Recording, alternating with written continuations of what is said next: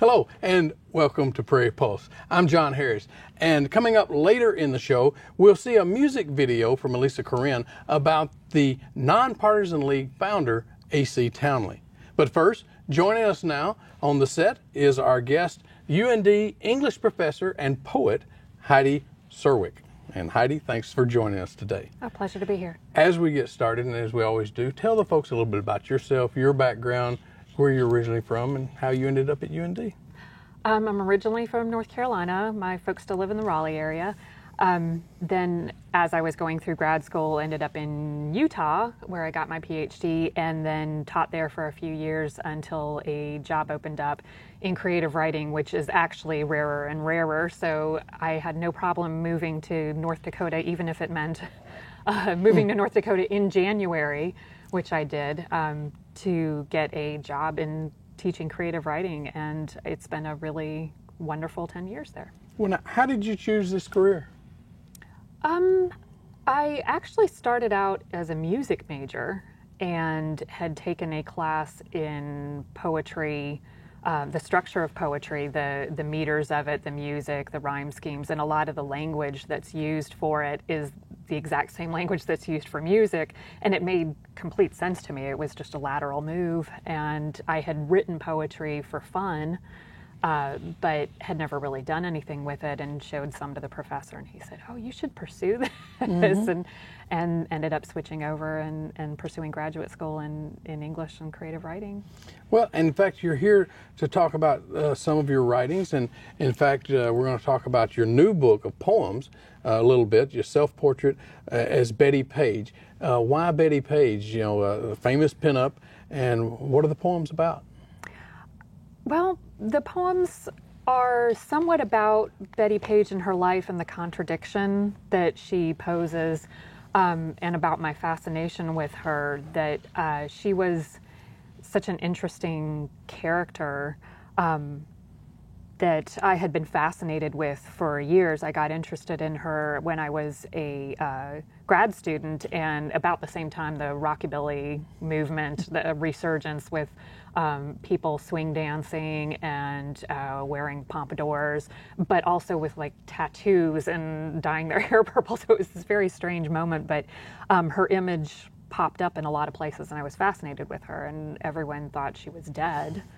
And then she pops back up, and it turns out, no, she's actually alive. And that made me want to know more about her, and started researching her, still just as an amateur, just for fun, but she'd always been sort of in my head. And then I started working on a project of poems about her, and realized there were a lot of parallels between our lives in some weird ways, and started exploring that, hence the self-portrait, because it blurs that boundary a lot. Yeah. Well, what's been the reaction thus far to the book? A lot of people really like it, because Betty Page is thought of as a edgy, sort of slightly racy character, and yet the poem, or the book of poems, are written in a pretty strict sonnet form for the most part, and sonnets are usually seen as being outdated and boring, and too conservative, and so the pairing of the two has been very interesting. And even people who have said, "Oh, I don't really like formal poetry," have thought that's really an interesting way to pair the two together, that because she was known for this sort of early bondage work where she's posing in like corsets and has a whip and things that sound racy, but when you go back and look at the photographs, they're actually sort of cheesecake and cute and silly. But the pairing of the bondage with the idea of a strict form like the sonnet actually works really well together. Well then, yeah, the contradictions in her life and why she fascinates you. So did that draw you to write the poems, or what was it? Yeah, the original way I found my way into writing about her was that I was sort of starting to do some research on her, and had found a statement that someone made about wearing corsets that said it seems like it would be really restrictive, but it's actually very liberating. And I had heard any number of poets who write in formal poetry say the exact same thing, that it seems like it would be really restrictive and it's actually very freeing. And that's when the project clicked, and I thought, I'm going to write sonnets about Betty Page. But it wasn't until I started writing them that, and started realizing that there were a lot of overlaps between us, and that I was a woman writing about her just as many of the photographers who took the best known photos of her were also female, and trying to figure out, what does that mean? Am I another woman in a long line of women who exploited her, or is there some sort of feminist argument to be made here? I wasn't entirely sure, so I was using the poems to explore that. Mm-hmm. Well, who've been your poetry and literary influences coming up through your career? Oh, sure. My influences sort of come from all over the place. There's, John Donne and George Herbert from the 17th century, who mostly wrote sonnets, but very witty, very playful. I love the language of someone like Lucy Brock-Broido, who I think the vocabulary she uses just really excites me. I like narrative in the works of Robert Frost and David Mason and, Bridget Pegeen Kelly. And T.S. Eliot for ambition. I'm not sure I would say my poetry is like Eliot, but I definitely have those ambitions of trying to pull from lots of different sources and somehow put it all on the page and have it make sense together. Okay, well, let's talk about your style of poetry, and that you call yourself a high modernist. Yeah, I did at one point, and I think that was because of a sense of form and how that worked in my poetry, that I was very interested in form, even when I'm not writing a fixed form like a sonnet, that I'm very interested in how lines of poetry work, how the shape of the poem is contributing to what it's saying. And even now that I've been moving in and out of form, that I've started straying off into other areas that are more hybrid forms, like the lyric essay, I've still been very, very conscious of form. So I think that's where the high modernist, and also that I tend to not write about myself very much. I think many people have an idea of poetry as, I'm just writing about my feelings. And I rarely even include myself in the poems. So the fact of including me at all in the self-portrait as Betty Page was sort of a departure, although they aren't always truths too, that sometimes they're lies and sometimes they're half-truths as well. But yeah, I tend to do research on a topic like Betty Page, like conjoined twins, like the back and oil boom, and then write work about that as opposed to really including myself. Well, with that said, would you read us, and I guess a couple, you want to start with Betty Page, and could you read a couple of poems from there? Yeah. And of course, I'll ask you to kind of set it up for us. Sure. This one's called Betty Shaped Space, which is talking about the mystery, the enigma that she was because she disappeared. In 1957, she, after doing pictures for many years, decided to become a born-again Christian. And while she never repudiated her work, and in fact was very proud of it and didn't see what the problem was it, she just no longer did the photos because she got interested in doing missionary work and so on. But because she disappeared, that added to the myth surrounding her. Betty Shaped Space. Betty, you are 80, a mystery. You disappeared in 57, left a Betty-shaped space in photography. None since have had your levity or your heft. Curvaceous question mark, fame's runaway gone incommunicado, absence, rift. You are become poetic silence to fill with words, to graft on you our whims at will. Betty, you are 80. You've never been more popular. You had the mystique of an icon who died, a Monroe, a Dean. Fame's fugitive, you stay teasingly oblique. You lived long past your falsely rumored death, and, dying, you dissolve into the myth. And then this poem is the last poem in the collection, and it's called Autobioerotic, and is one of the self-portraits where I'm really talking about me, but in terms of her, and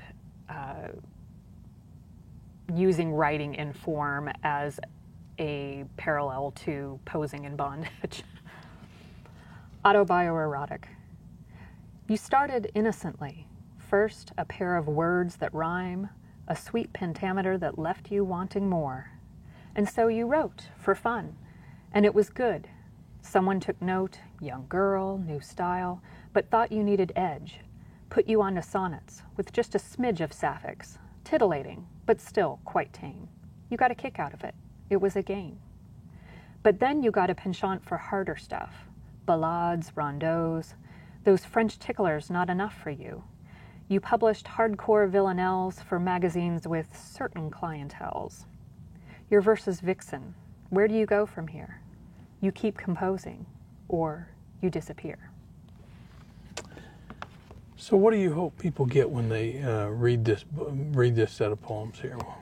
Well, first of all, pleasure. Well, just enjoying the sound of the words. I think that it's important to keep Betty Page in the consciousness in a way, thinking about women, women's issues, women's bodies, and how women in art are perceived and how they help or hurt each other. So I think those are interesting issues. And to see the sonnet as something contemporary and interesting and challenging and playful. Okay. Well, let's turn to some of your other pieces of work. Can you talk about North Dakota is Everywhere? Yeah, that's a new anthology that just came out this past March from the North Dakota Institute of Regional Studies at NDSU. And while I was visiting schools around the state as part of Poetry Out Loud, I was looking for poems about North Dakota and by North Dakota poets, especially living ones, to share with the students, to say, no, poetry comes from right here. The poetry doesn't have to happen in Britain or 200 years ago. It can be written by people right here, right now. And I couldn't find a book. There's one collection that exists that has some poetry in it, but it also contains a lot of prose, and it didn't help as much. So I thought, okay, I'll put one together, and started contacting poets and saying, are you in? And fortunately, everybody was really gracious and really excited, felt glad that someone was doing this because they thought, yeah, this needs to exist. So I was able to get 17 poets from around the state to participate in this and collect together a number of voices of people who grew up in North Dakota, and some of which have moved elsewhere, some of which have lived here their entire lives, some of which have moved here from other places, but all of the poems in here are talking about North Dakota in some way. And you recently completed a poetry manuscript called Maternal Imagination? Yes. Yeah, it's a kind of weird manuscript. I'm trying to place it now, but it's mostly dealing with birth defects. At the time, I was in the process of adopting my son, and got probably wrongly fascinated with it because it can be sort of disturbing.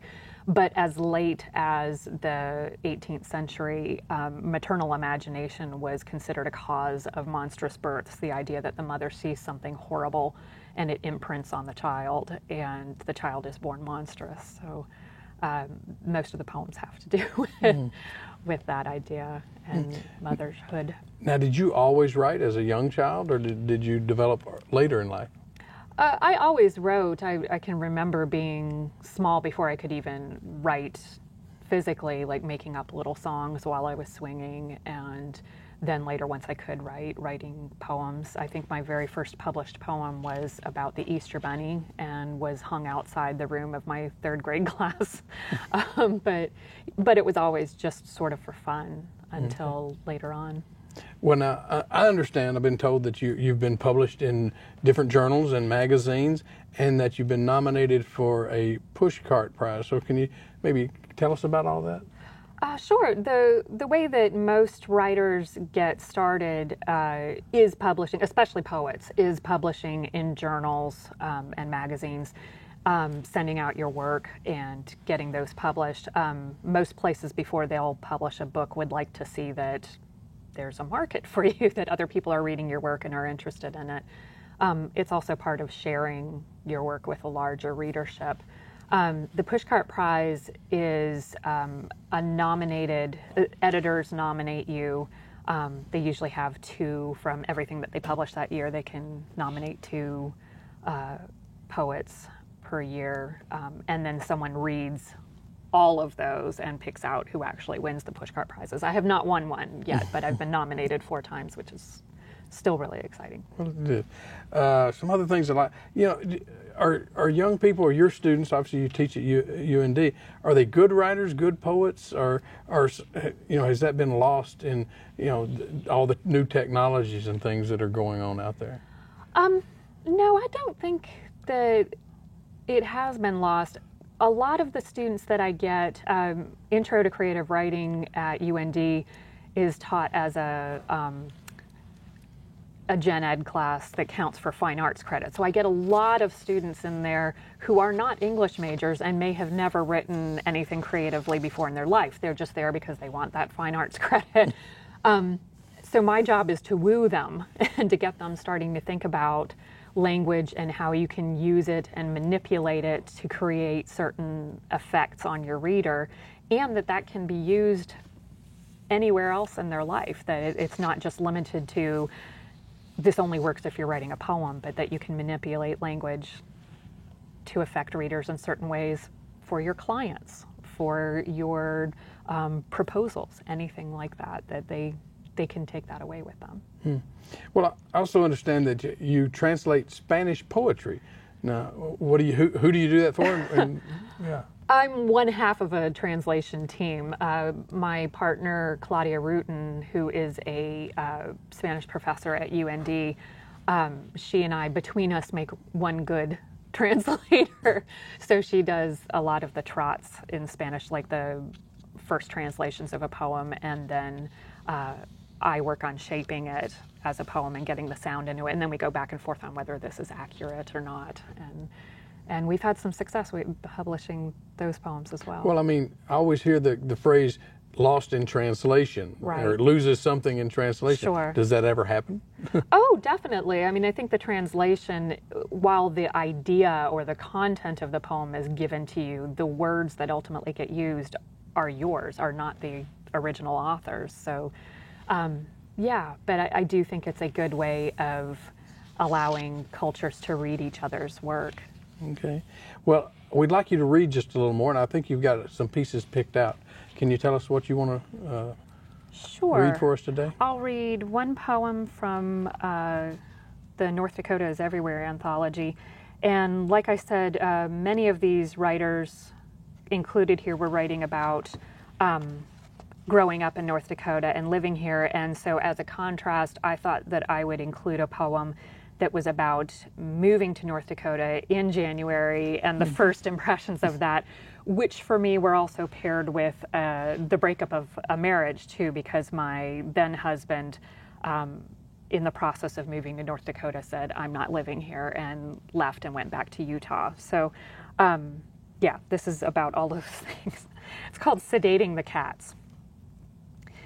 Each morning they hid, the drug's tuna taste fooling no one. "It'll make the move easier," I said, pinning them myself, "because they like you better than me," he said. Soon they'd stagger like drunks, meows thick in their mouths, inner eyelids drifting back and forth uncontrollably across their sight. I draped their carrier against the cold with a blanket, also to calm them as one would a horse or parrot. Despite my deceptions, each night they'd pin down my limbs, kneading me with their nearness. Their weight not the same as his weight, in a different bed, in the same room.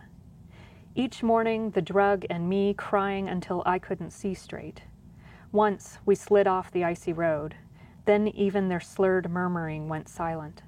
I was shaking uncontrollably, from shock, from sub-zero cold. The man who accompanied me was the same man who would abandon me once we arrived. Each morning, the drug. Each morning, me wishing for something to make it easier. When we arrived, they hid from me for a week. And I think we may have time for one more. Okay, I'll read a short Yes, one yeah. from a new group called Sweet Crude, a back and boom cycle that will be published next April. And it's a lyric essay, so a crossover between poetry and nonfiction. North Dakota is a foreign country, alien, a flyover state, even from space. When we show our foreign friend a photo of a satellite flyover, he's astonished. At nightfall, light clusters on the frozen prairie. Phantom City emerged from among the ghost towns. A blooming midnight meridian. Stars in a lake of blackness, a constellation of ignited eyes. The natural gas that emerges alongside the oil costs more to capture than flare. The foreign companies that drill here burn money, $1 billion a year in flames and fines. A little Kuwait on the prairie whose dread watchfires smelter under the dark more brightly than Minneapolis, more broadly than Chicago. In winter, truckers cluster for warmth beneath the flares, which fling their flapping rags of fire 6 yards into space, toward the stars and satellites and passing planes. Foreigner, flyover passenger, when you peer out your window, what do you see? What lies beneath you? Heidi, thank you for all of that, but we are out of time. But if people want more information about your books or your poetry, where can they go? They can go to my website at HeidiSerwick.com, or they can look on Amazon or Google me. Okay. Well, Heidi, thanks so much for joining us Thanks today. a lot. Stay tuned for more.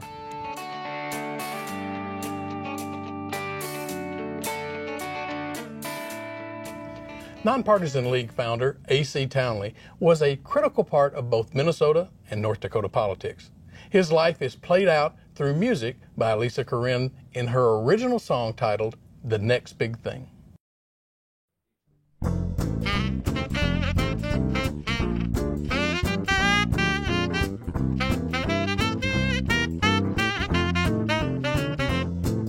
For some he was the kingpin of trouble, to others a prophet of the farmer's struggle. A.C. Townley peddled his dreams and went from nothing to someone to nobody. He started farming experimental fields, promised his investors record crop yields. When weather and the market turned investment to loss, he started campaigning for the farmer's cause. His booming voice made heat grates shake, startled discouraged farmers awake. Stumped for votes in Dakota polls like a soapbox preacher, saving souls. Charged farmers $9 each, took post-dated checks from his Ford Model T. A.C. Townley was a salesman with a creed, and his vision formed the Nonpartisan League. The next big thing the farmer needs is a way to make a difference that will actually succeed. Forget what you've seen, this is a new dream. Trust me, I truly believe it's our biggest chance yet, so step up and place your bet on the Nonpartisan League.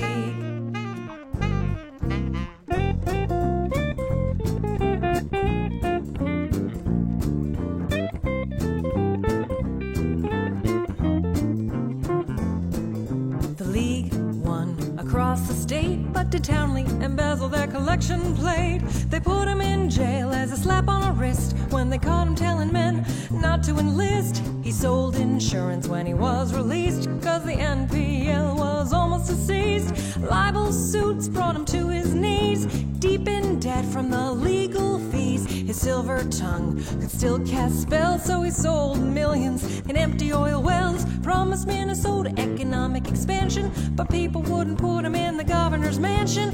He hawked tonics made from dirt, became a faith healer to cure all hurt. Gave one last speech and ran out of luck, crashed his car right into a truck.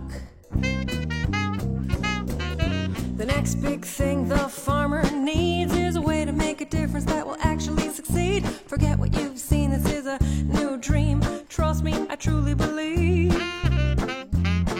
it's our biggest chance yet, so step up and place your bet on the Nonpartisan League. Vision bigger than North Dakota, dreams larger than Minnesota. Saw the diamond in the coal, imagined oil in the dust bowl, believed that grain would fill the mill, and utopia was just over the hill.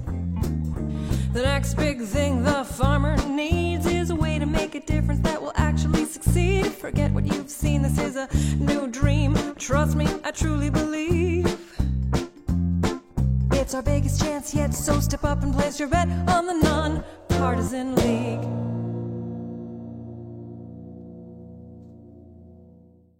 Well, that's all we have on Prairie Pulse for this week, and as always, thanks for watching.